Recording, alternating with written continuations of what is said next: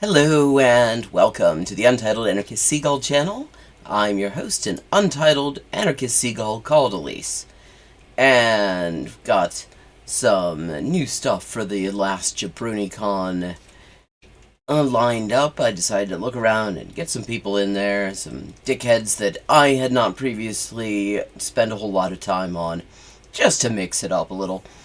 But before we get started, I wanted to just touch on a subject that gets a lot of discussion at the moment, and much of that discussion is completely just bullshit, which is the subject of anti-Semitism. Because the thing is, you have all of these, pro-Israel propaganda groups who actually quite ironically claim to be fighting anti-Semitism, even though one of the core ideas behind Zionist ideology is that it's literally pointless to fight anti-Semitism. Like Hatzler says this, fucking Jabotinsky, Weizmann, all the top, Zionist assholes, all say this. But the thing is that we never spend a whole lot of time, they never really consider, or they never mention why it might be that legit anti-Semitism actually tends to rise when Israel and the US are committing huge atrocities. Because it gives the game away, if they actually acknowledge it. Because the reality is, the reason that happens is that Jews get blamed for the shit Israel does. And the reason Jews get blamed for that shit is because Israel claims to be doing it on our behalf, regardless of the fact that most of us don't live there and have absolutely no fucking say in it. You actually have some of the biggest anti-Semitic assholes in US politics right now, all very strongly defending Israel, like fucking Marjorie Taylor Greene. Remember Jewish space lasers? Yeah, she has made a motion, trying to censor Rashida Tlaib, the only card-carrying member of humanity in Congress at the moment, for her criticism of Joe Biden committing genocide. So that's one of the fucking defenders that Joe Biden has picked up. Hey, River Rune. And the thing is, if any of these motherfuckers gave a shit about the safety of Jews, the thing they would be doing is saying that what Israel does is nothing to do with us. That's on them, but they can't say that, because if they don't wrap themselves in our iconography and our fucking generational trauma and claim to be acting on our behalf, what do they have left? Then they just have, all they can do is argue on the basis of just, we need to do this in order because we want to be racist, basically. We need to do this because we're a settler colonial regime, and that's what settler colonial regime does. And that's not a great defense. You wouldn't really be able to win over a whole lot of people. So instead, they wipe the fucking blood all over us, even though more and more of us are just fucking done with them. And that is a big part of why anti-Semitism is a problem in times like this. And I feel like a lot of Palestinian solidarity activists are too defensive on this. We should be going on the offensive. Yeah, Zionism is a fundamentally anti-Semitic ideology. The stuff that Zionists historically and today say about Jews is hideous. Seriously, Nazi-grade shit. If you look at Lenny Brenner's Zionism in the Age of the Dictators, which is an excellent book, Brenner's got some problems, but the book itself is extremely well researched, and the quotes the fucking citations check out. Very worthwhile. The sort of stuff Zionists have to say about Jews is just is just straight up anti-Semitic, and it would be good if rather than taking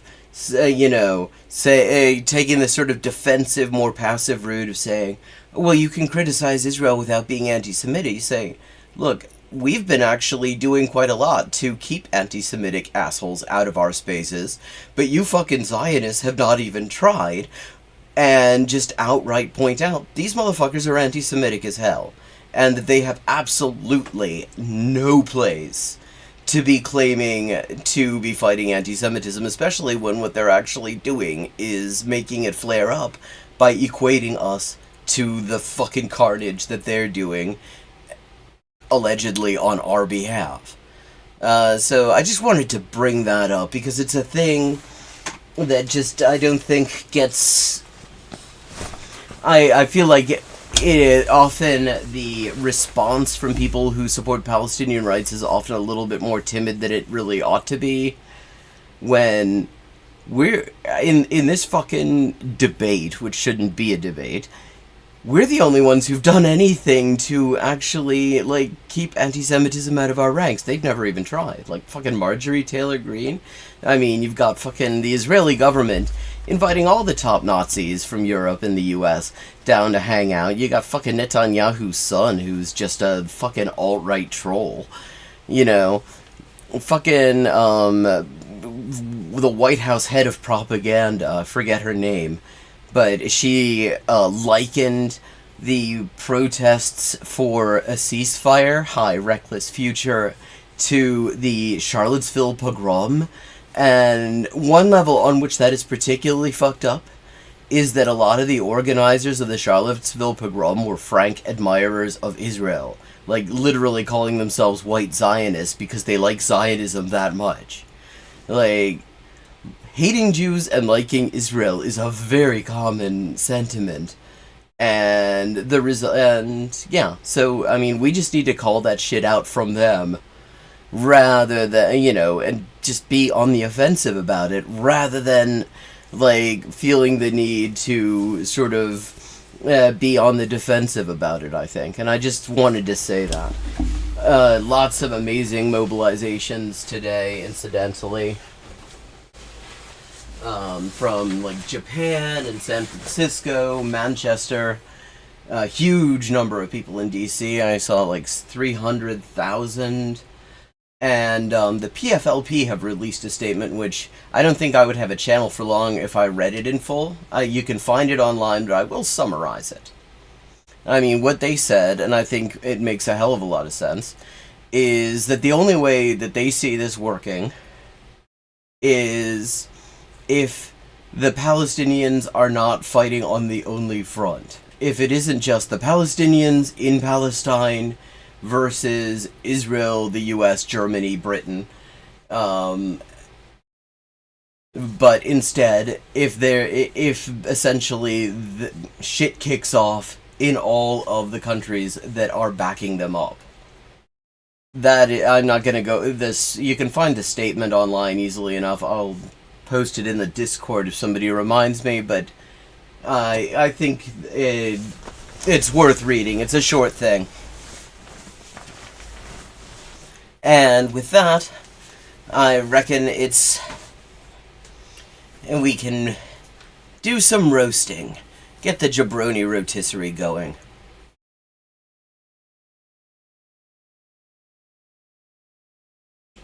I'm a bit tired today because I went with my nieces to a corn maze. And, I mean, my nieces, I love my nieces. They are just incredible people. The 10 and 14, which is already amazing in itself because it feels like it was like 5 minutes ago that they were born.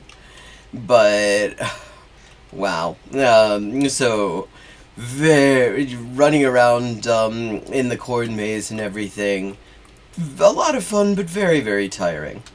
But so let's get started. I got a number of things.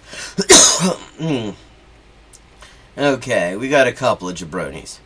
We've got, let's see. We've got, actually this fits into what I was just talking about. We've got Timcast IRL, Pim Tool, who, speaking of anti-Semitism, I mean, he's had some seriously anti-Semitic shit on there. NYPD tells Jewish residents to avoid far-left protest, Palestine rally, too dangerous!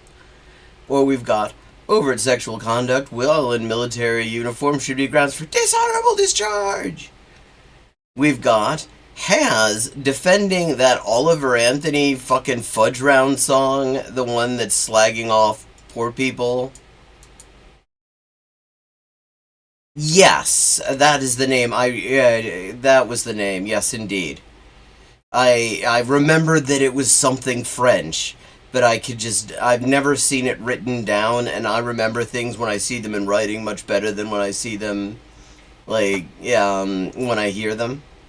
Then we've got Tim Pool calls for the Trump dynasty, says just get every Trump in office. We've got Ben Shapiro, the monster attacking America. And we've got Has, the path to MAGA communism. Or another jabroni. I'm pretty sure this is going to be a piss weak statement from Bernie Sanders. There is a humanitarian disaster in Gaza. Congress must act. Any preferences, chat?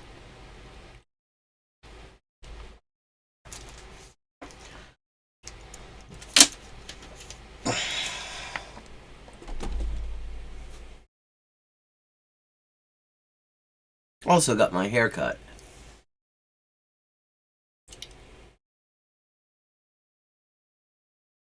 Oh shit. Well, I hope the infection. I hope you have something to fight the infection with. That sounds nasty. Okay, Tim Pool on overt sexual conduct while in military uniform, perhaps? Oh, we've got a bunch. We've got, okay. Gen Z is having less babies, which will help millennials and create crazy market collapse.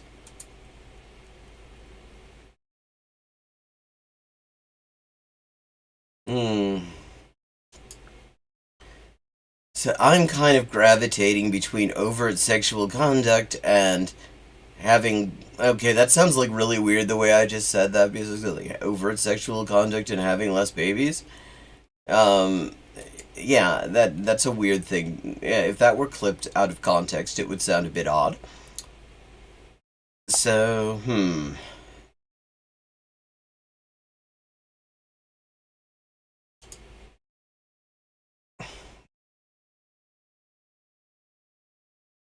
Making a change. No living being should ever eat processed food for every single.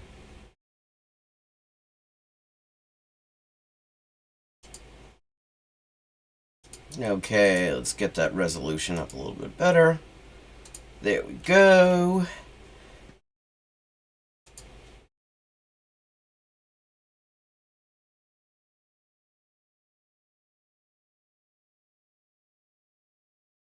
I got bad news for Gen Z.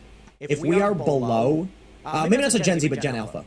If we're below replacement rate reproduction, that means that there will be more millennials than Gen Z, more millennials than Gen Alpha. That means that the interests of the economy will favor. What are the interests of the economy, Tim? Like, I didn't. I see, I had this sort of impression that maybe there are lots of conflicting interests in the economy. The larger generations. So typically, what you see is a lot of companies will try to bend. They try to get woke because they're like, we got to be hip with the kids.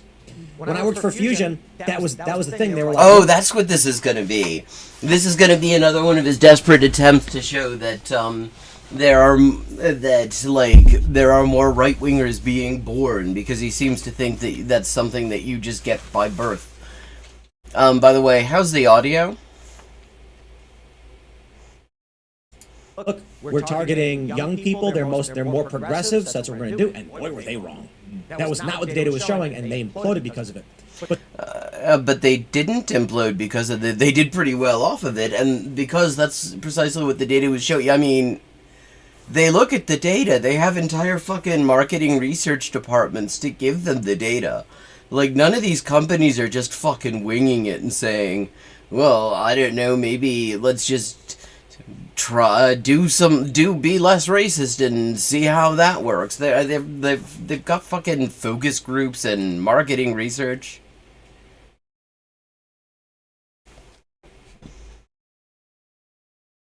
But they didn't actually care or believe any of these things. They just thought we got to go where the kids are. It's interesting that he's admitting this now because, like, right-wingers usually what they do is they will act like this is some sort of weird conspiracy. And now he's just sort of admitting that, yeah, obviously they were doing this to make money.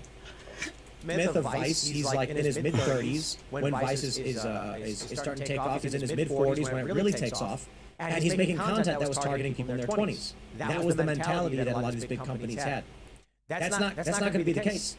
You're going to launch a company and you're going to say, what's the biggest market share we can get? They're going to say, well, we got 75 million Gen Z, we got 50 million Gen Alpha, we got 100 million millennials. Well, screw it, go for the millennials. Yeah, because, I mean, why would you not try to be targeting all sorts of demographics? I mean, obviously, nobody in any of those generations other than the millennials, who, I mean, usually the complaint these people are doing is that millennials are too woke. Like, I'm expecting coherence out of Tim Pool. I should not do this. There is never coherence out of Tim Pool. He will change his position from 1 minute to the next. Like, Gen X is going to be out of it. At this point, when Gen Alpha is in the marketplace, Gen X is phased out. So I'm talking about Gen Alpha in their What do you mean phased out? How does that work? And into their 20s, millennials are going to be in their late 50s, and then they're going to be exiting. Gen X is already going to be out in retirement. Less of a consideration in terms of big ad spends. But this means that millennials are going to continually hold a disproportionate amount of market power. Because That's not how market power works. Like, I mean, if market power just completely came down to how many people there are in a particular demographic, the working class would have all the fucking market power. The working class has fuck all market power. because of the size of the generation. True. So I'm not as concerned with seeing a bunch of crackpot young kids, because the likelihood... This guy's gonna call people crackpots. That's neat. What I see being what may happen is, as the market seeks to pander to the larger block of the market share, these kids are going to have to adhere and change to fit the mold of what millennials want, and not the other way around. This is the latest thing. He's always coming up with some reason why later generation, like the last one we saw of his, it was about how there are 12%, there were like 12% right-wingers in a study of like Gen Z, like people, high school students, and like it was like 12% of the men are calling themselves conservative, so therefore all the women are going to have to like move to the right in order to fuck those men, and not like all the majority who didn't. But yeah, I mean, and so this time, I mean, it's like every single time, it's like he's like the fucking right-wing roadrunner, always trying to find some way. I mean, right-wing Wile E. Coyote, trying to find some way to come up with the Acme explanation for why everyone's gonna move to the right eventually, and women will have to sleep with right-wingers even though nobody wants to. And each time it just is so fascinating, the amount of bullshit he comes up with. See, personally, I think if you remove the beanie, what you find is a big urethra opening. Right, so I think one of the reasons adults want to be kids, you know, like that Abe Simpson meme, I used to be with it and they changed what it was, and Homer's like, that'll never happen to me, man. It's because you're watching TV, and you're watching what you perceive as social acceptance. What does everyone love? They love the rock star. What rock star? I want to be like the rock star. Only thing is, yeah, I mean, we all know, Tim. I see your fucking guitar on the wall. I mean, it's so funny him saying this stuff about when he is just so clearly with the entire aesthetic of this thing, like trying to trying to appeal to like 12-year-olds. Yes, Tim Pool's head is just a glands with a little beard painted on it. Star is now 20 years younger than you. So you get those midlife crises where it's like, I'm hip, I can be cool, What if cool was just what you were? What if the dad jeans and Rolling Stones never faded out of pop culture out of the spotlight? I think there's going to be pockets of fame and Like, what's your point, though? personality among young people, obviously because of their peer groups. But if the money is, if you're going to make $100 million by doing a Fallout Boy show, or how about this, the When We Were Young tour? If they make more money doing that, then what's going to happen is, where's the ad spend going to be? Big marketing companies are going to be like, look, this Gen Z thing is good, but we can maybe make $20 million. But this When We Were Young thing, these people got money. Yeah, nobody's got fucking money, Tim. Like, I mean, that's actually the reason why everybody's turning out to be a lot less right-wing. Because it's really hard to promote an ideology, believe in an ideology that is all about, like, favoring rich fucks, when your entire life is an economy that keeps on throwing you overboard once every couple of years and requiring you to scramble to rebuild. And there's more of them. You could argue that back in the day, hold on, older people always had more money. Yes, and they had kids, and they spent that money on their kids. And now millennials don't have kids, and they're spending the money on themselves. So it's gonna what money? What fucking money? They're like spending the money on the rent.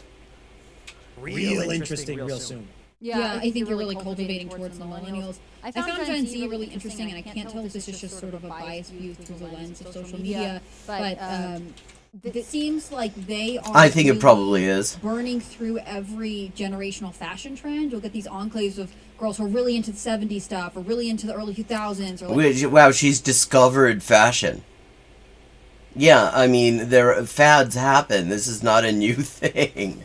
90s grunge core was very popular for a second during COVID, and then it kind of went away. I mean, they are. I don't think that was so much 90s grunge core as people back during during the phase in which in the U.S. the pandemic was actually acknowledged, as opposed to the phase of just denial and let it rip that we're in now, was people weren't going out, so it's like, okay, fuck it. I mean, why bother if you're not going anywhere anyway? For generational identity, and I don't think they are creating one for themselves. They have language and they have social media, but social media isn't enough to actually have a generational culture. Right. When I was a kid, a Nirvana shirt was a band that was playing music at the time. And then, not for a time after that, in late 90s, but like... So what? People would have the holes in their jeans in the Nirvana shirt when... Holes in the jeans was something that people were doing way before Nirvana. I mean, that was a thing in the fucking 80s. Nirvana was releasing music. Mm-hmm. It's really funny to see that viral TikTok where that, 18-year-old girl, she's wearing a Nirvana shirt. She's like, I don't even know what this is. It's just like, it's at Hot Topic and everyone wears it. Yeah, but then some millennial mom also buys them for her, toddlers and then chase them around being like, name 3 songs. Well, who gives a shit? Like, why do they need to name 3 songs to wear the shirt? Maybe they just like the shirt. What I am telling you is not predictive, it is descriptive. Go to the mall. I go to the mall and That is literally prescriptive, not descriptive. You're telling somebody to do something. That's not the same thing as descriptive. Descriptive would be people, they go to the mall. People called Romanes, they go to the house. It's got Nightmare Before Christmas. What year did that movie come out? 1993 or something? Yeah. And I see Gen Alpha, Gen Z wearing Nightmare Before Christmas stuff, and I'm like, they don't have their own like you were saying, generational identity. Well, you mean so people like movies that came out before they were born?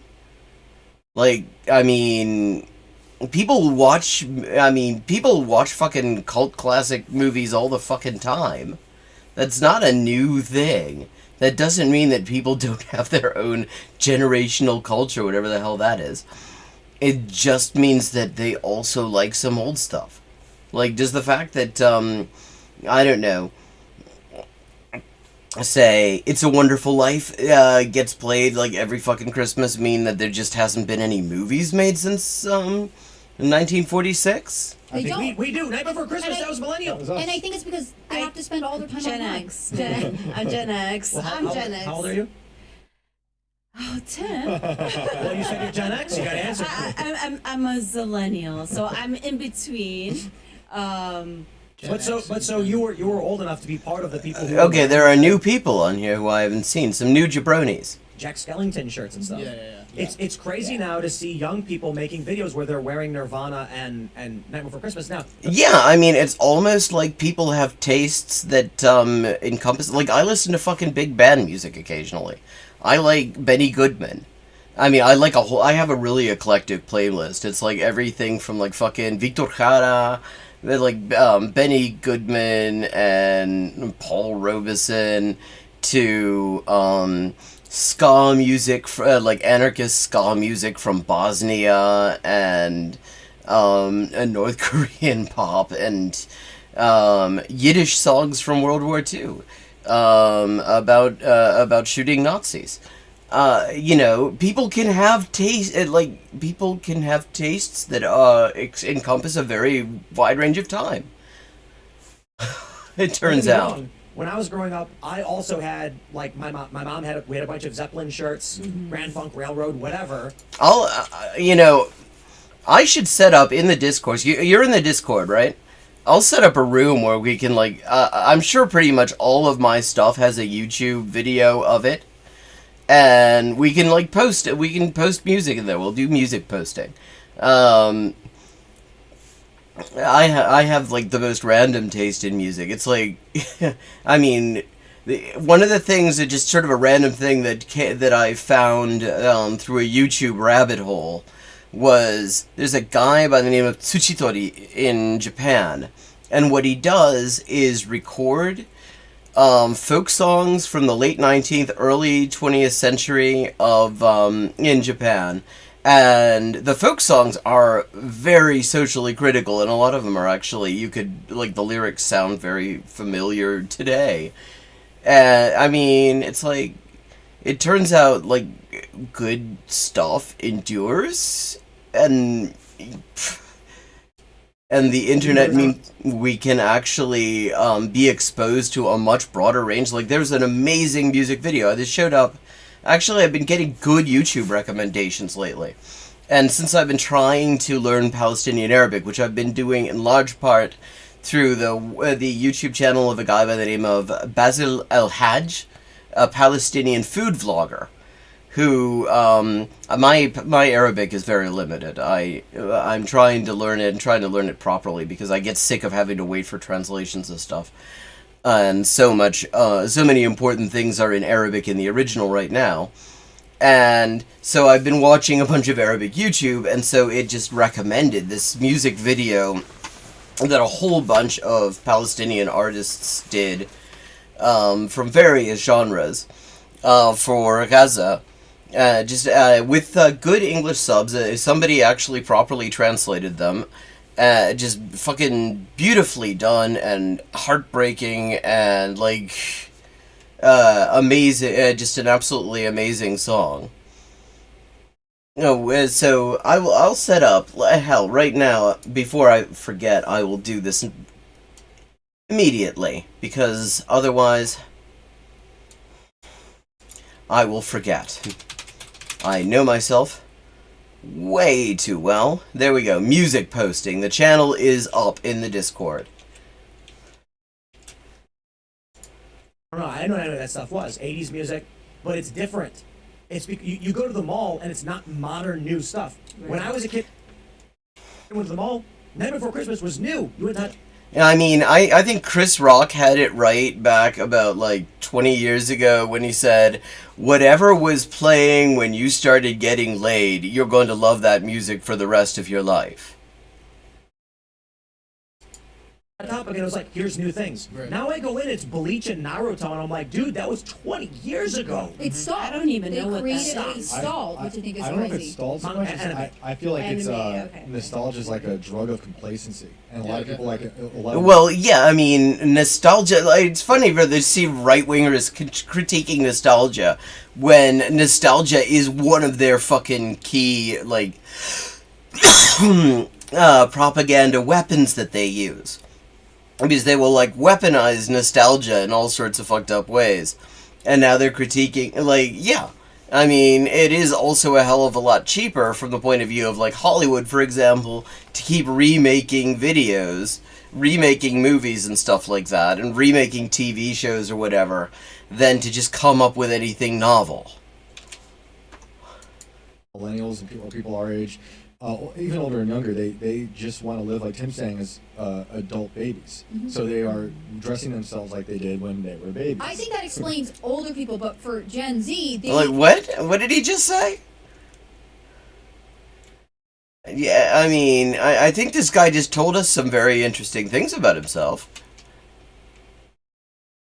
should be serving up something that they can replace, right? And they're not. And I think some of that, and this is just my maybe touch grass moment here, but I think some of it is because they spend so much time online looking for what's trending instead of going out and making trendy things, right? Well, except that what's trending is usually somebody who made something trendy. I mean, like, people are still making music. There are, like, there are all sorts of new bands. There are all sorts of bands I've, like, never heard of. And just sort of randomly find out because somebody posts something of theirs, or YouTube recommends it, or something like that. Yeah, nostalgia is totally just, like... I mean, because it is a comforting thing in the first place, but of course you can inject all sorts of reactionary bullshit into it. Because it's one thing to say, oh, you know, do you remember playing, like, fucking Super Mario Brothers on the NES in the 80s and stuff, and didn't that rock and stuff? And then claiming, oh, everything was better in the 80s, and it's like, no, it fucking wasn't. That's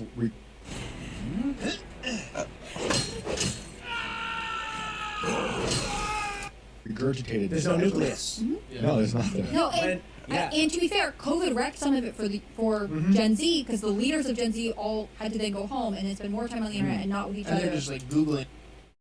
Who's this guy? Anyone recognize this guy? He looks like Javier Milei. He looks like the fucking, like, Javier Milei in high school.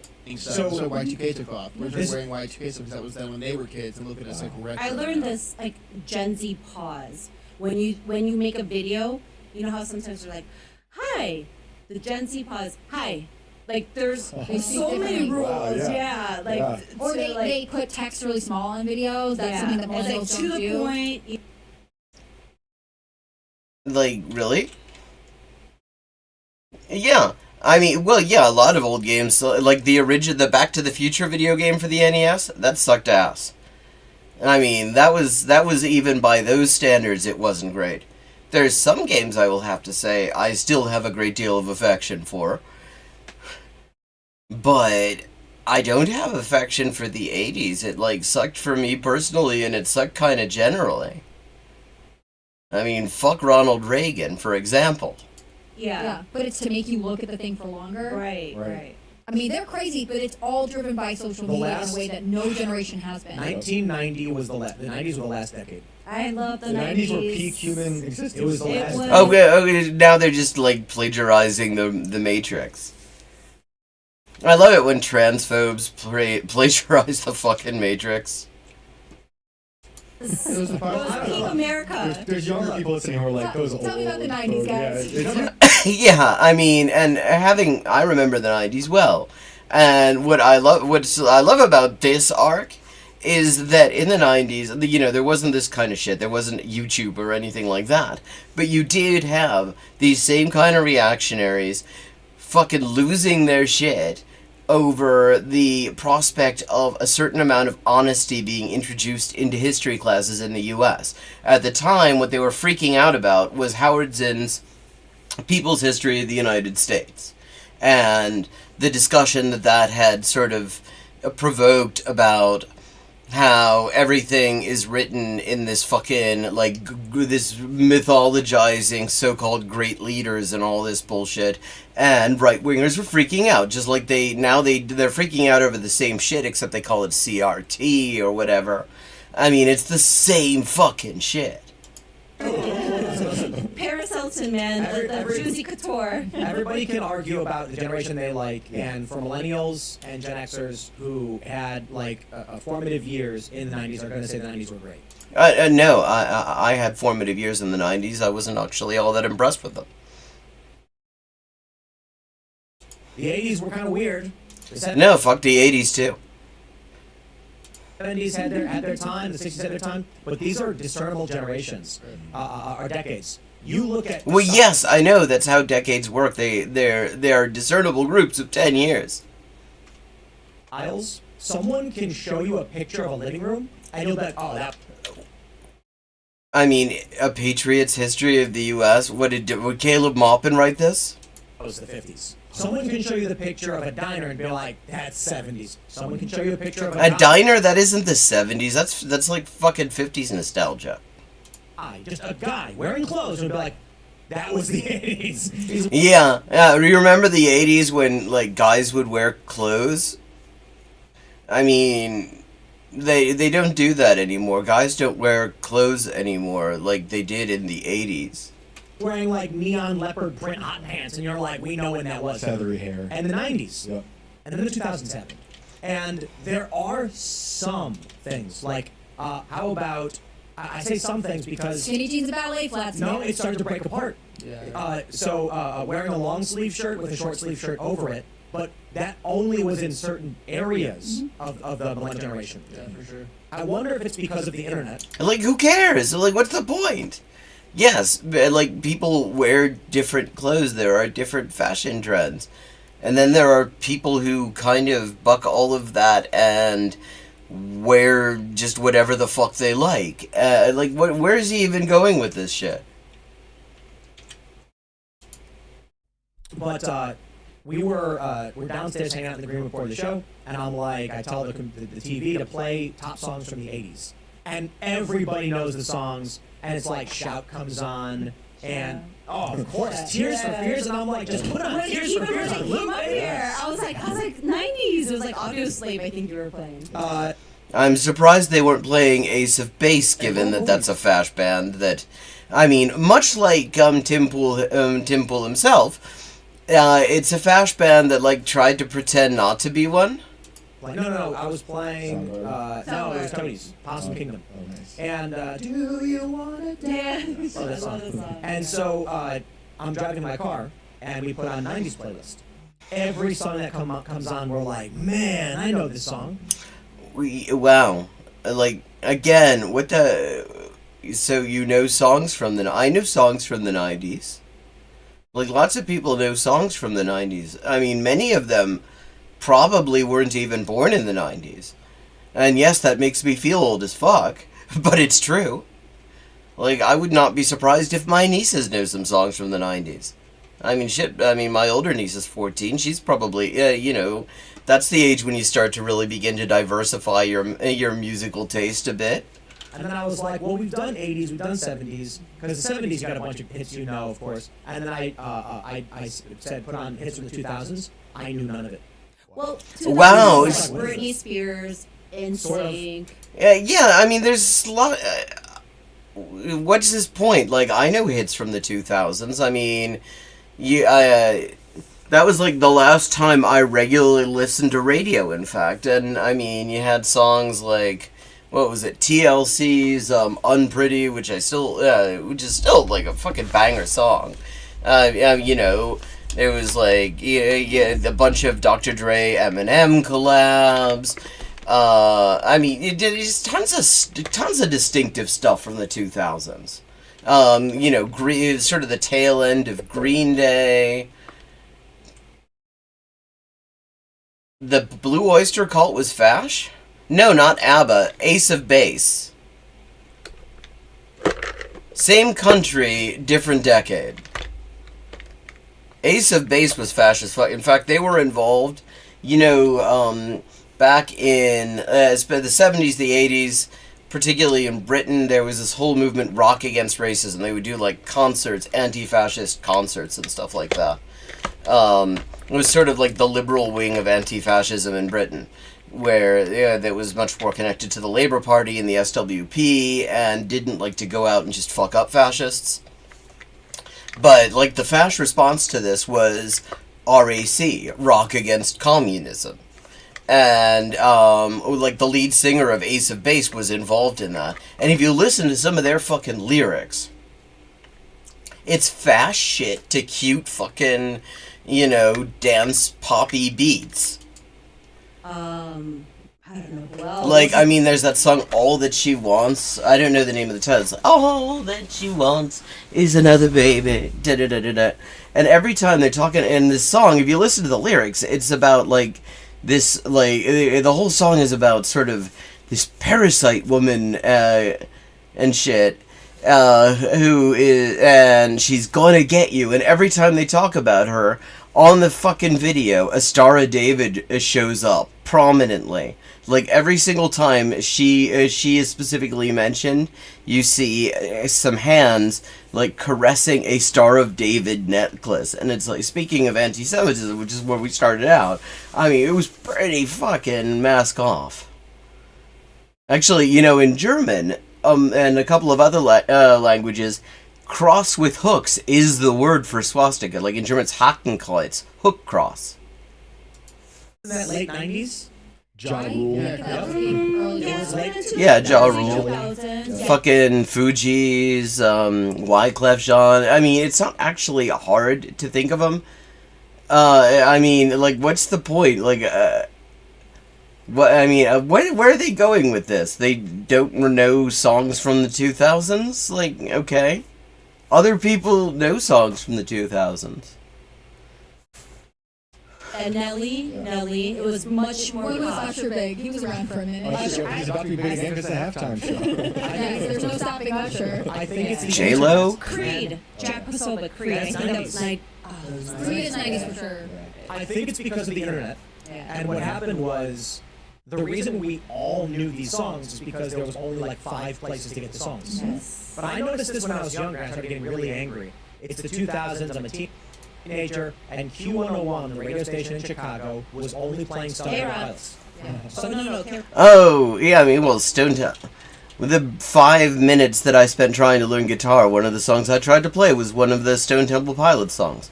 Ah, goeie avond. GGM.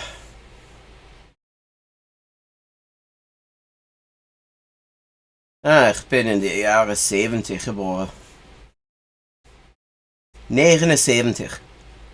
K-Rock is LA, right? It was playing Stone Temple Pilots. Basically, no matter what you do, you get Stone Temple Pilots and you get Pearl Jam. And I'm like, dude, that song is like 12 years old.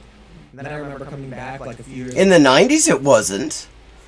I mean, as Pearl Jam, Stone Temple Pilots, they weren't 12 years old in the 90s. a few years ago, and I was like, wow, they're playing music from 30 years ago.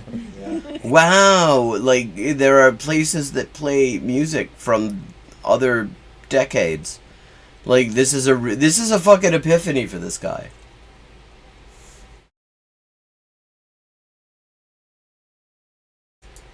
It's crazy. And it's like, rock, alternative rock. And I'm like, yeah, it's an oldie station. Dude, when I was a kid, we had the oldies station, Oldies 104.3, and it's the 90s, and they play songs from the 50s and 60s. One of the most fucked up moments I had when I was like 26 was when the oldies station played Guns N' Roses' Sweet Child of Mine, a song I grew up with. It's like, you would like... I've often felt that it ought to be a law that the oldies stations don't get to touch music until, like, the youngest person who listened to it and, like, vibed to it when it was new is at least 35. So now if you're playing music from the 90s and the 80s, like your oldies, dude. Did you listen to 96.3? Wow, he's discovered that 30 years ago means a different thing depending on what year you're in. In Chicago? Oh, B96. Of course. Oh, B96, man. Yeah. That was my See, dad. I feel like Like, so, like, what's the fucking point here? Like, they're just, okay, this is boring, actually. Let's see if I think we should switch over, try something else. Another PIM tool, though. I think, I got a bunch of different PIM tool options. Here we go.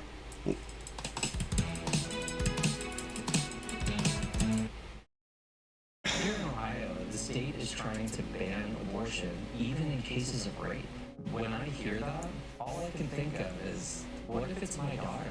That's why I'm voting yes on one, to stop government from... I can't skip this annoyingly. Although I don't mind. Oh, this bullshit. They're fucking survivalist meal buckets. Safer when the next disaster rolls around. Here we go. Hey, Phoenix.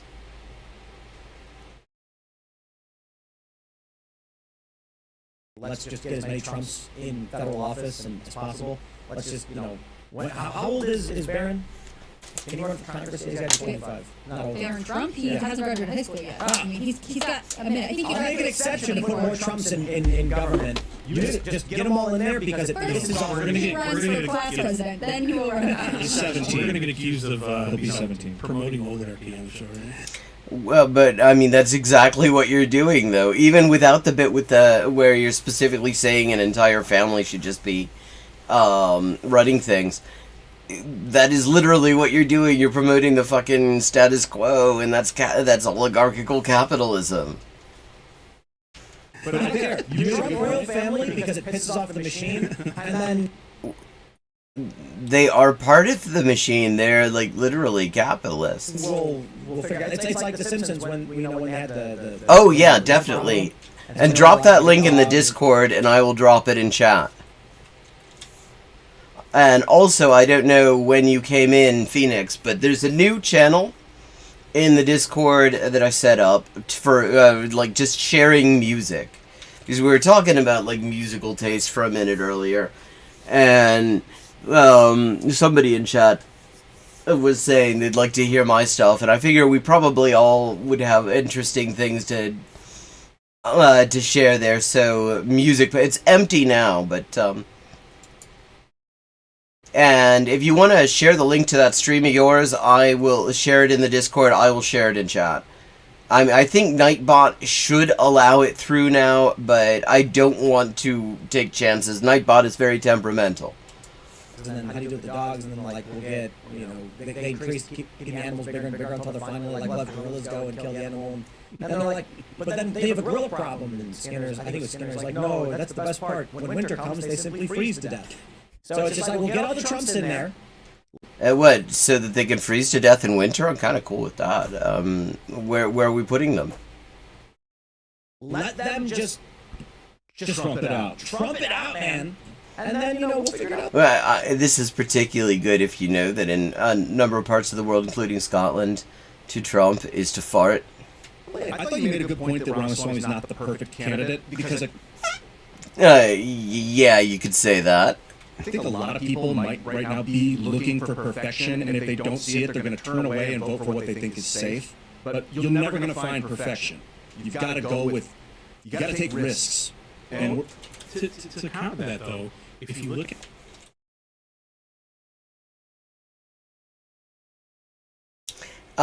Giga M said, good evening, hope everything's good with you, in German. Some of the folks that are anti-Vivek, that are in like MAGA, in the MAGA mindset, right? They're attacking Vivek because they believe he's too perfect. They think, well, probably they're also attacking him because they're like even though he's actually very much on side with all their fucking reactionary bullshit politics. They're racist. They're so racist that even like a white supremacist South Asian dude is still not good enough for them. That's probably part of what's going on. I think he's Obama 2.0. I mean, there's a lot of different theories on that, but at the end of the day, like Obama 2.0. Yeah, exactly. They assume that just because he's not white, that he must not be on side with right-wing shit, despite the fact that he very obviously is. It's deeds, not words, right? And if you look at what Vivek has done for his personal life, for his family, for the state he lives in, his community, I mean, you don't have any Vivek Ramaswamy employees jumping out saying this guy's a terrible leader. Vivek? Oh, well, yeah, probably because they work for him. That's kind of how that works. People who, like, when your paycheck depends on somebody, usually you're unlikely to slag that person off because you want to continue getting paid because you need the money. Vivek effectively said he wants to cut funding to Israel. not as blunt. He says he wants to get them sustainable to the point through U.S. support to where we don't need to be supporting them anymore, which is the intelligent. What does that mean exactly? I mean, so what the idea is like to have Israel competing with the U.S. fucking aerospace industry? I mean, how's that supposed to work? Because what Israel is dependent on, and this is precisely why they could not say no to Joe Biden, incidentally. If he told them to stop this shit, they would have to go along with it, is without the U.S., they've got no Air Force. Without the U.S., basically everything that gives them the so-called qualitative military edge doesn't exist. So to say that that they would to make them independent of U.S. aid, first of all, I mean, from this point of view, like, why? Why is that the idea exactly? I find that weird. Just that doesn't make sense from the point of view of U.S. imperialism, because the whole reason Israel is useful to the U.S. is precisely that Israel is just the attack dog of the U.S. and really can't go against them. So making them totally independent of the U.S. would be great for Israel, actually, for Israel's ruling class. Yeah, they've often considered that to be a major strategic weakness, but I don't see what Washington gets out of that, and also, like, I mean, what does that even fucking mean? And saying, like, hey, we should not be... That's bold, because, Nikki Haley is like, she loses her mind. My objection to Ronald Swaney, to be honest, is, again, I'm very lucky to be in a position to have to ask him this, but he has a more flexible view on H-1B visas than I do. I feel like I would prefer someone to take a stronger stance on border and border security. And God, yeah, because, I mean, at this point, the fucking bipartisan militarization of the border and just basically just finding ways to torture and murder refugees really just isn't enough. I mean, it's wild what these motherfuckers will call an open border. Like, you could put a big fucking moat full of sharks. Yeah, replace the Rio Bravo with a moat full of sharks with snipers on it and a big fucking 30-foot wall that just in case anyone gets past, the Marines are right there, and these motherfuckers would still be calling it an open border. And reducing even illegal immigration into the country as well as illegal immigration. But that is not to say that he couldn't do amazing things.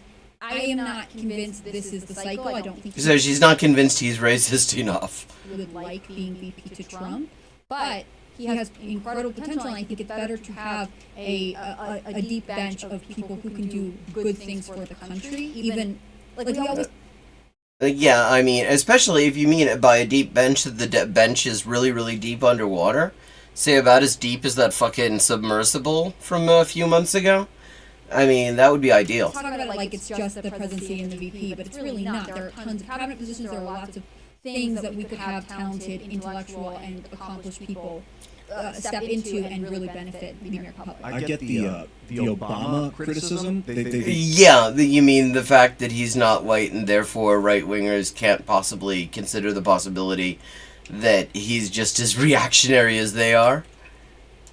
Feel like Vivek is Obama 2.0. I've thought that a couple times. I've even said it on the show. Vivek the Snake, I called him a couple times. And it's like, I feel that like he's an orator. He's willing to bend with the wind like a reed, even to the point maybe where he'll snap like Obama did, and then the big business takes over. But that... Big business takes over? Like, what is... Big business is already taking over. Like, literally, the entire fucking political system is just big business...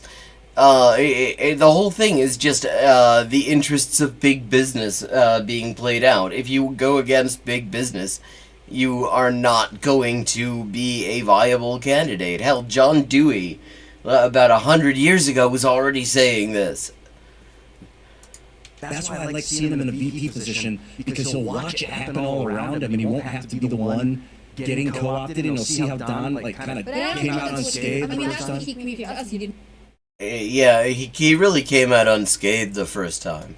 Want to be someone watching. He wants to be at the head of the organization, and so again, like maybe if he doesn't progress with the presidential race, maybe he should run for governor of Ohio. Maybe he should step into. Oh God, fuck that. Leadership role, on a smaller scale, and then, you know, he's so young, he has so much potential to do a lot of things. If he doesn't run this cycle, I'm sure he'll run again. Who do the Democrats have in terms of youth? AOC? Well, I mean, I believe like the youngest person they would actually allow to run for the presidency at the moment would be like Nancy Pelosi.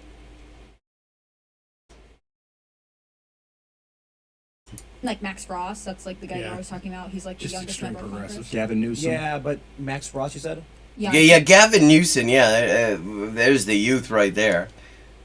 I think that's his name. He's, Out of Florida. He's not the same level of AOC. and No, Vivek. not yet. I think Vivek like stepped onto the stage and hit it out of the ballpark and skyrocketed in terms of just like notoriety. In terms of like mixed metaphors, so he steps out on a stage where he hits it out of the park. So this is a stage where they're playing baseball, and then skyrocketed. Like, what the fuck did I just hear? Notability. You know, the things he was saying, the conversations he was having, the way he was having them, inspired a lot of people very, very quickly and resulted in this viral, like, notability. Yeah. The guy's loved in Ohio. Like I said, man. No, he isn't.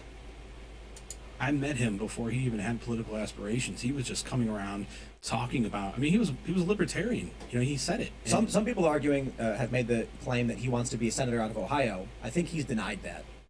Yeah, I mean, I think I might switch over to Has at this point.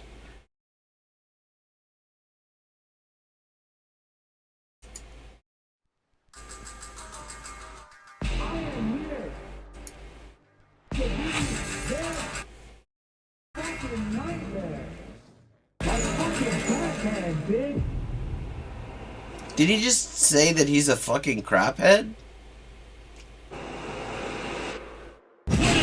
You've done to help the working people of this country. Because I just got on this scene. You've been here since 2016. Drifting Wow, that's a long time. off of a bunch of bullshit.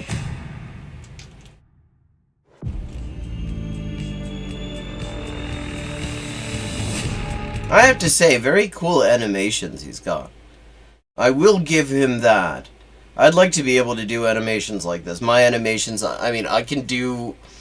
I mean, like, the animation I've got, my title animation, I think is pretty cool, but I'd love to be able to do some shit like this. He's an absolute, like, fucking bin fire, but his animation is quality. Oh, to put it plainly, an artist named Oliver Anthony, who I believe is a factory worker from Virginia, he wrote a country song, an independent country song. Yeah, it was so independent that, like, every single, like, right-wing political hack immediately picked it up. And of course this guy would defend it. I mean, this is, because, I mean, if there's one thing that is a really, like, a real communist position to be taking, it's fuck poor people. Surprising thing is like how viral it went. And that just gives you, a sense of the pulse. It just like went viral overnight. And so Yeah, it's almost like when a huge number of like right-wing multipliers decide to just spew something all over social media, it goes viral. Message that resonated with so many people, to the point where this goes viral overnight. I want to show it to you. It's pretty remarkable, actually, I've been selling my soul, working all day, overtime hours for bullshit pay, so I can sit out here and waste my life away. First of all, that's an expensive microphone. Like, I mean, this guy is not broke.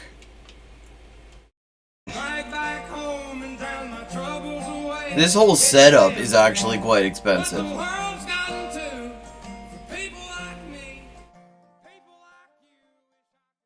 So this is pretty inarguably, pretty indisputably, right, a song about class struggle. No, it fucking isn't.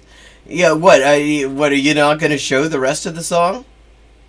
Like the bit where he is shitting all over poor people on food stamps, eating fudge rounds? talking about struggles only experienced by a specific class of people, the working class, specifically the blue-collar working class, right? So this is where the masses are at. This No, it isn't. went super fucking viral, like millions of views. This is what people Wow, it's almost like the algorithm boosting you gets something a huge number of views. care about, right? This is a pulse giving you an idea of the mood of the country right now. They care about the fact they got bullshit pay, they're overtaxed, their dollar isn't worth shit because of inflation. These are the ailments of the working man. And because Well, no, play the rest of the song. Play the rest of the song, Has. Play the bit, let's just see how you explain how that's class struggle. Well, I mean, downward class war, sure. he made a song that so specifically resonated and spoke to that intuitively, without any ideological filter at all. Yeah, no ideological filter at all, except that, well, it's more or less a fairly standard fascist framing to find a way to kick down and at the same time as pretending to be critical of the rich. Never had a fudge round. At all. I mean, I've seen pictures of them, and I have to say, they look like the sort of thing that promises more chocolate than it delivers. It goes viral for millions and millions of people. It's like hitting the top chart of the Apple Store or something, right? So, first of all, I want to be clear about something. There's a few things. Holy shit. I mean, this is all MAGA communism was about. No, actually, yes it is. Yeah, that's about right. I mean, MAGA communism was never about communism. It's just fascist shit. It's, just reactionary bullshit. And just as much AstroTurf as this fucking song. By the way, this is all we were saying. We were saying it's about the working class. This is a song about class struggle. We're saying, even working people intuitively understand this. That's what should piss you off. You get a guy with a guitar from Virginia and starts just a little bit talking about class struggle, and he goes viral with millions and millions. That is really jerky zooming. Yeah, the most fucked up thing, this whole idea, every few years, like, reactionaries, and it's a bipartisan thing, start to, crack down on people who are food insecure using SNAP to pay for anything that is too good. And then they will slag them off for eating shitty food and having metabolic problems. Millions of views. Just imagine what actual communists could do if they actually spoke to these people. He can only imagine what an actual communist could do because he doesn't know any. In ways that are relatable. In ways that aren't condescendingly talking down to them from an ideological perspective, but are actually giving expression to the specific class struggle that they are experiencing, right? This is what should piss you off. This is a raw, unfiltered, and authentic reality of the class struggle as Are you gonna play the rest of the song, though? it's being experienced from the working class point of view. It's not about ideology, and this is the theme we're going to have to get to today, unfortunately, because we can't just have it. We can't just have good things. We can't just have a form of consciousness that resonates with the working man, right? I love how he's just sort of assuming that if something went viral, having been massively boosted by every right-wing grifter out there, that automatically means it's the authentic expression of the working class. But when legit working class movements happen, that's a CIA psyop. We need to deal with the bourgeois grifter scum and enemies of the people whose entire careers depend on divorcing the theoretical consciousness of the intelligentsia, the intuitive feeling and soul. See, this is the thing about Has. He manages to sound like he actually knows shit, and he's clearly read a bit. But what he says makes absolutely no sense. Like, especially when he's talking about this fucking song. Like, he started out, all he played was like 10 seconds of it, 2 minutes in. So he skipped over the whole bit where the guy is slagging off poor people specifically. Of the working class. They want to keep these things separate. They don't want any kind of idea that resonates with working people gaining steam, and that's specifically for working. Oh, wait, this is kind of funny, because this is also the guy, remember that discourse where the people were saying that, like, service workers like baristas are not working class? That was one of his things. The idea, like, that workers in the service industry are not really working class. I mean, you know, an industry that incidentally is, like, seriously, like, unionizing the fuck out of itself at the moment. But that's not working class, because it's, like, too, you know, there are too many women, too many queer people, and everything, and that can't be working class. And, but this dude gets signal boosted by a who's who of right-wing shitmongers, and that has to be an authentic expression of the working. I mean, it's just so fucking... it is so fucking transparent what he does. People. They're scared shitless of that because they'd all be out of a career. These people's revenues come from the fake form of political polarization, which does not actually speak to the reality of class difference. On the right... Wait, you mean sort of like this song? Well, I mean, like, that's like literally what this song does. It's like trying to put low-paid workers against unemployed workers and food insecure but employed workers. That's the whole idea. That's the fucking antagonism it's setting up. You just have them demonize communism outright, right? Where does this guy say anything good about communism, incidentally? On the left, they make communism so hideous, so inaccessible, so gatekept and filtered in such a way that it... You literally say that baristas aren't working class. How is that not gatekeeping? It doesn't resonate with working people whatsoever, and it accomplishes the same goal, right? Yeah, I made a tweet, okay? What I said was patently true, and I said, this is a song about class struggle. No, it fucking isn't. Working Class Virginian has gone viral overnight, millions of views. The masses are far ahead of the current right-wing leftist grifter ideologists who benefit from dividing the people. And this is just plainly true, right? I mean, I suppose that, yeah, it's one of these weird moments where, yes, that actually there is some truth to that, but this isn't an example of that. This fucking song going viral is an example of that. That's not who's listening to this song. That's not who promoted this song. I mean, it's all there. This is what working people are struggling. Yeah, he like gatekeeps, like he gatekeeps communism by trying to keep all of the communists out of it, because he thinks, like Caleb Maupin, he thinks fascism is communism. Oh, I'm glad that your mother helped out a bit. Yeah, I mean, this motherfucker's class analysis is so acute that he thinks that low-paid, broke-ass service workers who are organizing unions right now are bourgeois. To articulate, it's like they are longing for some kind of definite consciousness that corresponds to the feeling they have in their heart, you know, what they already feel and understand intuitively. The ideological class will never actually... What the hell is the ideological class? Like, I mean, let's leave aside the question of whether that even makes sense as a class. But, like, how is there an ideological class that isn't in? He makes fucking... He bullshits on YouTube for a living, for fuck's sake. To them to do that. Why? Because the ideological class, the people who get paid for being ideologists... You mean like you, Caleb? Has?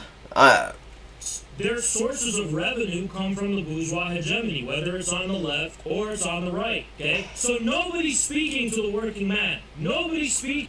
This guy's sources of revenue weren't from the bourgeois hegemony? I always love it when people say bourgeois. It sounds very Halloween-y. To working people specifically. And that's the important thing you have to take away, okay? So anyway, there's a various assortment of idiotic responses from, I'm going to show you, 3 responses. Why don't you show him the whole song, though?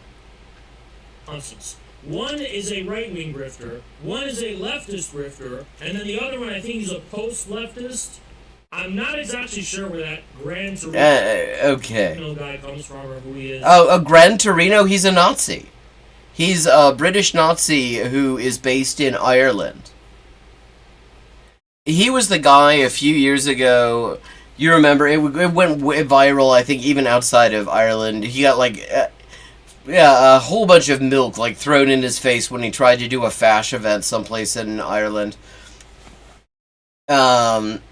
That's Gran Torino. Yeah, I mean... I think he was the post. I don't know, right? No, he's just a Nazi. Just eviscerate these people and get this off my chest. So from the left and right, we got 2 of the same responses. Okay, so Jack Posobiec. Now this guy, I'm just not gonna, yeah, a white nationalist. But he literally slams welfare programs in the song. Yes, he has. Is there any reason you're not showing that part of the song? Cherry coated. He's just an idiot. He's not a particularly smart person. Like straight up, just a fucking dumbass. Jack Posobiec says he literally slams welfare programs in the song. What do you mean by that, Jack? Well, maybe play the part where he does that. He explicitly does that. So this person... Oh, wow, it's like, it's Fash fighting Fash in his fucking thread. You got Hinks and Jackal there.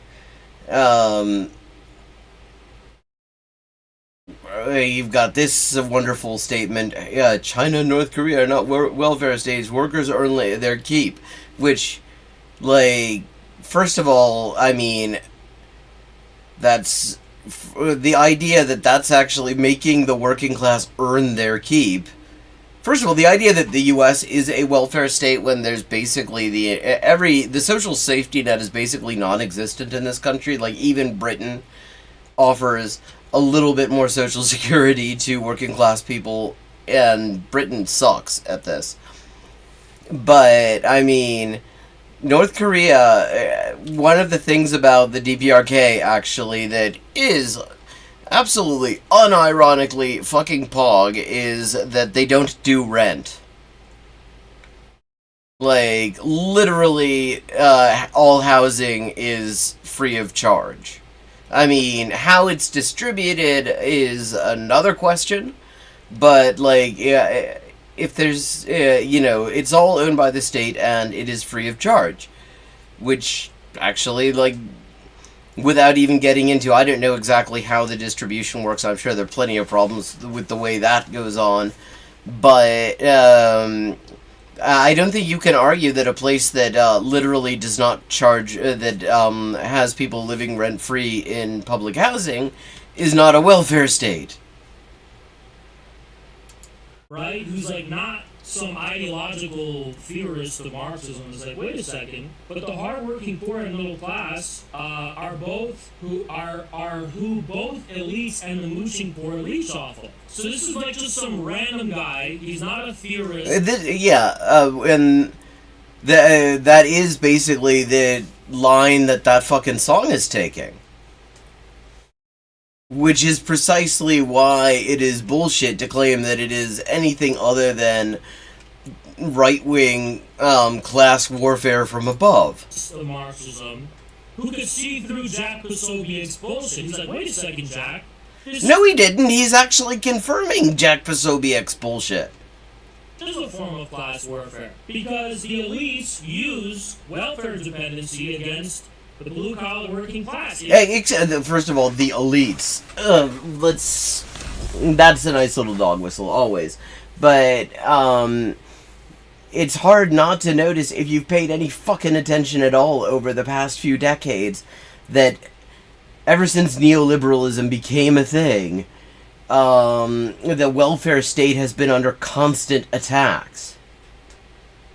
I mean, like, the U.S. never had much of a welfare state to begin with. I mean, it was always one of the stingiest in the industrialized world. But they had a lot more of one before, like, the 80s and 90s. You know. And the thing is, it is the reason capitalists hate the welfare state these days is precisely that it gives working people a possibility, a good system of out-of-work benefits, allows working class people to say no. It gives them, it reduces the cost of job loss, is what fucking labor economists call it. I mean, it literally improves the bargaining power of working class people. Is a former class worker, right? So look at this fucking moron, Jack Posobiec, this disgusting piece of shit grifter. Look how he responds to that. You see how they crucify the working people of this country on the cross of their fake, made-up ideological nonsense? I mean, how is it... I don't see how that is an example of a thing that Has is not doing. And, like, he clearly understands that that part of the song that is just outright slagging off a poor person for having snacks. He clearly understands that that is the weakness of his argument. Yeah, this is right after that fucking song came out. Not even based on anything concrete. He goes... Yes, it is. It's based on an entire verse of the song that you have carefully avoided showing your viewers. But it's clearly not some neo-Marxist hymnal. This is an infuriatingly stupid thing to say. Class struggle isn't the same thing as Marxism. Class struggle is what Marx took as his object of inquiry and investigation. Yes, and show me where Marx was saying that class struggle is when you slag off poor people for eating junk food. Meaning it existed before Marx was even born. If you read the Communist Manifesto, even Marxists very clearly acknowledge that class struggle is the motor of all of history. So the idea that when I point out that this is a song about class struggle... well, the point, it's not so much that you point out, it's that you falsely claim that. The idea that this has to mean somehow that it's a neo-Marxist hymn, or this is what you're insinuating that... I mean, neo-Marxist is just some bullshit that fucking Jordan Peterson came up with. Saying, you're just a fucking illiterate idiot. Now, for purposes of the YouTube, I'm going to discipline my speech. Okay, Ibrahim, cut this out from the YouTube, sorry. Jack Posobiec, you are a fat...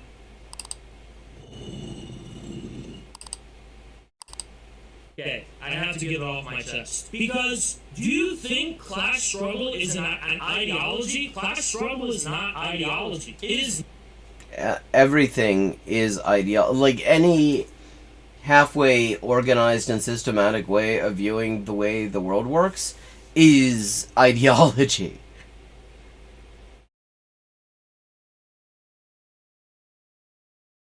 I mean, this whole thing, these guys are just opportunistic cult grifters. I mean, that is also why he and Caleb Muppet fell out. Because they both have egos as big as all fucking outdoors, and this guy was never going to be content with being second fiddle to a personality-less fucking human sock drawer like Caleb Muppet. He was just never going to be content with that. That was never going to last. All of them, I think this is all extremely willful and bad faith on all their part. I don't think, because the thing about, particularly Has, I have to say, much more so than Caleb Muppet, Has really seems like he has done a good deal of reading. Like, occasionally he will actually, he will say things that just suggest to me he has actually done the reading, unlike Caleb, who, like, has a whole fucking wall of books behind him, in his videos, and only seems to ever quote 2 paragraphs of Marx and Engels. But, so I think he actually knows perfectly well what bullshit this is, and how ridiculous it is to suggest that the fast shit that he's on about is communism. It's not ideology. Class struggle is not premised by like some doctrine. It's an actual material reality. Now, the material, I'm going to explain to you like how to understand the world 101. Okay? Well, how about like how to understand this song? Like, if you don't think that the whole bit about slagging off poor people eating junk food harms your argument, why didn't you play that part? Why did you skip it over? The reality of class struggle isn't based on neo-Marxist doctrine. The reality of class struggle is based on the fact there are different segments of society with different relationships. Yeah, I mean, and the fucked up thing is, like, this is already a better explanation of Marx than anything Caleb Muppet has ever said. This is why I say the guy has done his reading, which actually, in some ways, if he weren't so just fucking over the top full of shit on so many other things, would actually make him like sort of a more dangerous sort of grifter. But then he will come up with some bullshit like baristas aren't proletarians. To the mode of production makes their interests contrary to one another. That is just an objective conflict. Like, there are different segments. Yeah, I mean, they're totally... hello, Woo711. Are you... I think you're a new arrival here. I don't think I've seen your name in chat before. And yeah, I mean, they're totally elitist. Because, I mean, what they want is a cult. I mean, I don't think any of them seriously think that that MAGA pricks are ever going to seriously... I feel like I missed, like, the first... chat comment. No, oh, okay, I see, I did not. From you, Woo711. But, I mean, this is just, the whole thing is to just build, it's just a grift. It is just a cult, and they're all just auditioning to be some sort of, like, fash entryist cult figure who, he gets opportunistic and naive people in left spaces, particularly those who have like unexamined reactionary ideas and don't want to examine their reactionary ideas.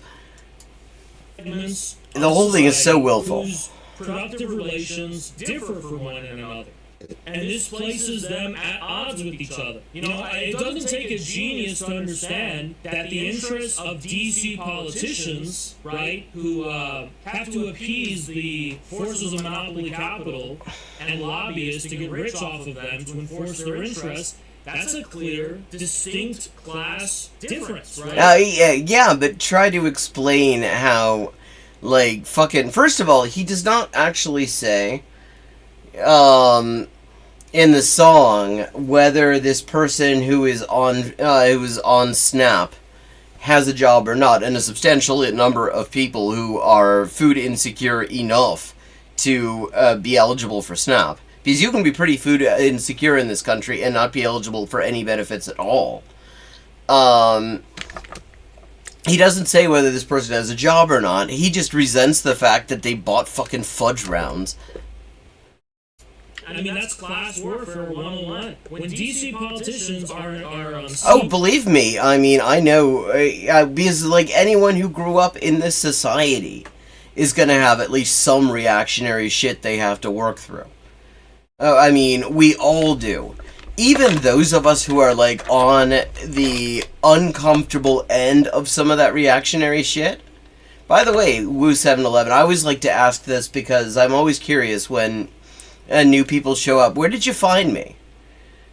Because I'm always sort of amazed when people find me who I didn't, like, specifically email and say, hey, check out my stream.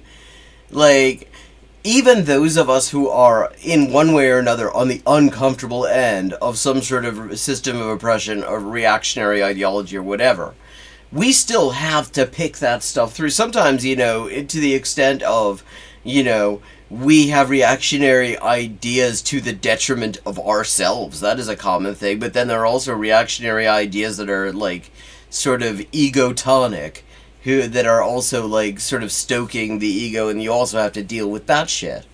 I mean, and I don't think there's any way that you can really sort of develop any kind of, like, revolutionary consciousness without working through that shit. And guys like Kaz, guys like Caleb Muppet, guys like Hinks and Jackoff, their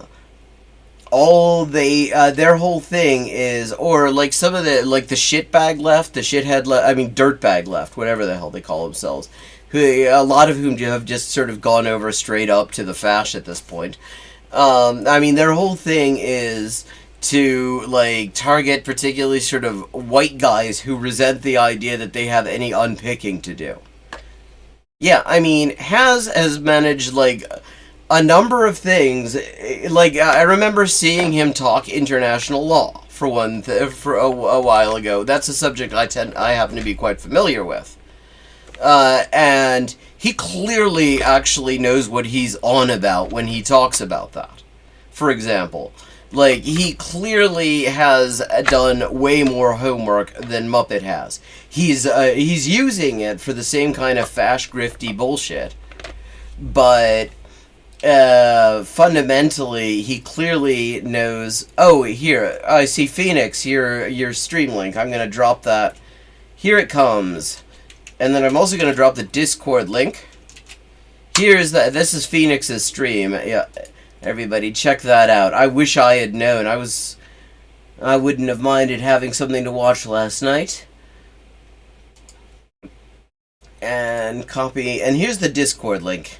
And do check out music post. Oh, somebody's already in music posting. Oh, Daloi Police. Hey, have you heard the Jeff Burner version of Daloi Police? It rocks. Absolutely rocks. And with that, it's actually more or less time for me to turn back into a seagull. And let me just say, if you enjoy the stream, please consider supporting the stream on my Patreon or with a tip. Helps me continue to create content by helping me cover my expenses in really, really shitty times, and I know everybody else is also in really shitty times, so, you know, if you can't, you can't, but nobody should ever actually feel bad about that, because a lot of people are in that fucking situation, but it's always appreciated if somebody can and wants to. So, oh, yes, you did, I scrolled down, I love that one. Okay, and with that, have a good night. Join the Discord where we can keep in touch during the week in between screams. And I will see you on Friday.